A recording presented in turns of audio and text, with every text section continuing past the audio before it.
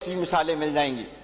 اس لیے ہم حق بجانب ہیں کہ ہم اپوزیشن پر بیٹھ کر کے آپ سے یہ پوچھیں کہ آپ کے پاس 15 سال سے مستقل اقتدار سندھ کا، آپ کے پاس لگ بھگ کوئی 30-35 سال کا وفاق اور شراکت داریوں کا اقتدار موجود رہا، تو آج بھی سندھ کے بچے کے پاؤں میں چپل کیوں نہیں ہے؟ آج صبح میں نے ٹویٹر پہ ایک تصویر دیکھی کہ جس کے اوپر یہ لکھا گیا تھا کہ قوم کے لوٹے ہوئے پیسوں کا خسارہ یہ سندھی نوجوان جس کی عمر 16-17 سال تھی، جس کی شلوار پوری پائنچے تک پھٹی ہوئی تھی اور ڈیسک پر اپنے پھٹے ہوئے اجڑے بالوں والے بہن بھائیوں کو سمیٹ کر کے بیٹھا تھا، اس کے نیچے لکھا تھا کہ یہ جو قوم کا پیسہ سیاستدانوں نے لوٹا ہے، اس پیسے کی واپسی کا ذمہ دار یہ بدماش ہے. آج سندھ کے اندر چپے چپے پر غربت اور افلاس ہے. 80% سندھ کے لوگوں کو پینے کا صاف پانی میسر نہیں ہے. آپ کے اپنے جیالوں کو جن کی نوکریوں کے دعوے ان کتابوں میں بھی اور تقریروں میں ہوتے ہیں، 2 لاکھ 2.5 لاکھ 5 لاکھ 7 لاکھ 30 لاکھ تک کے ریٹ وصول کر کے ان کو ملازمتیں دی جاتی ہیں.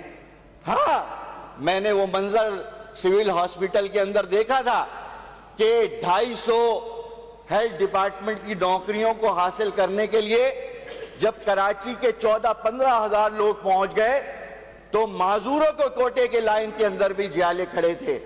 اور بعد میں پتہ چلا کہ پیرا میڈیکل کا جو سربراہ ہے کوئی قیوم بنیری، اس نے وہ ملازمتوں کو اتنے کروڑ میں خرید لیا اور اس نے پھر وہ ٹیرف بنا کر کے ان ملازمتوں کو بیچا.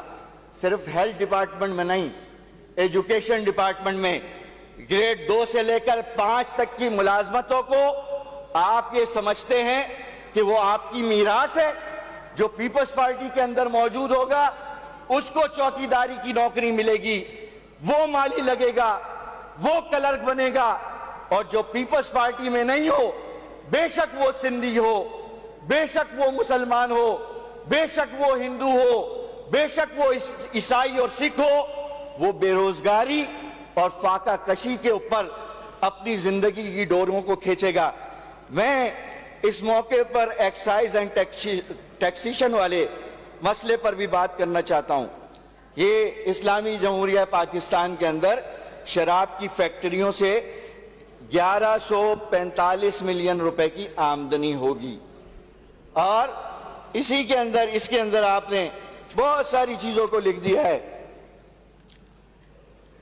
نمبر پلیٹوں کا ایشو، گاڑیوں کی نمبر پلیٹوں کا ایشو مستقل چل رہا ہے. ہر بجٹ کے اندر یہ بات آتی ہے، ہم نے یہ پیسے رکھ دیے یہ ہو جائیں گے، پیسے رکھ دیے یہ رکھ جائیں.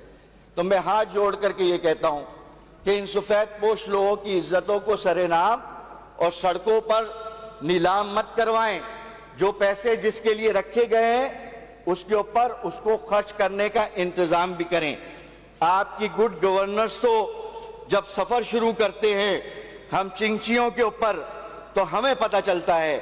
آپ کی گڈ گورننس کو میں نے یہاں پر ایک پرچے کے اوپر لکھا تھا، یہاں پر فوڈ سیکیورٹی کے نام کے اوپر بات کی گئی.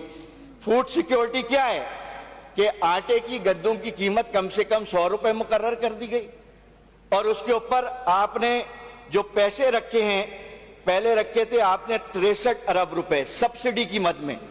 یہ 63 ارب روپے سبسڈی کی مد میں اس ہاری کو گیا جو 10 ایکڑ زمین کے اوپر کاشت کر کے اور کسی بنیے سے سود کے اوپر بیج لے کر کے اپنی بچوں کی روزی روٹی کا انتظام کرتا ہے. نہیں، بلکہ یہ 62-63 ارب روپے جو سبسڈی تھی یہ ان مل مالکان کو گئی.